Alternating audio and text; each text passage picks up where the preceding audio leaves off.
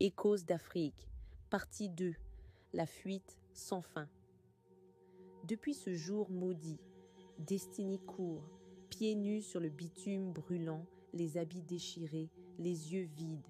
On dit qu'il ne dort plus, qu'il ne mange plus.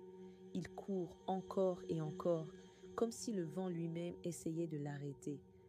Mais nul ne peut fuir un pacte scellé avec les ténèbres. Pendant ce temps, dans le petit village, Jeanne, la mère au cœur solide, continue sa vie. Chaque jour, elle prie pour son fils, croyant qu'il travaille dur à la ville. Les sacs d'argent ont cessé d'arriver, mais elle ne s'en plaint pas. Pour elle, Destiny est sûrement occupée par ses études, ou peut-être a-t-il eu des soucis. Mais une nuit, elle fit un rêve étrange. Elle se tenait au bord d'une falaise. En bas, un fleuve de feu.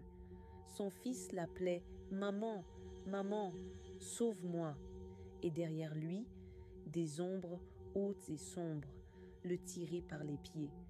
Elle se réveilla en sueur, le cœur battant, une goutte de sang coulant de son nez.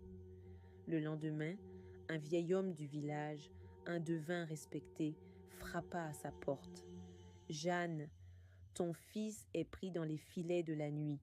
Il a voulu grimper trop vite, là où seuls les esprits marchent. Il est condamné. » Jeanne, bouleversée, s'effondra. Mais le vieil homme reprit. « Il y a peut-être un espoir, mais cela demande un sacrifice encore plus grand que le sien. » Jeanne releva la tête, les yeux remplis de courage. « Dites-moi ce qu'il faut faire. Même si je dois donner ma vie, je le ferai. » À des kilomètres de là, Destiny s'effondra, enfin. Son corps tremblait, ses yeux ne voyaient plus clair. Mais soudain, le temps sembla s'arrêter. Une voix douce, familière, l'appela dans le vent.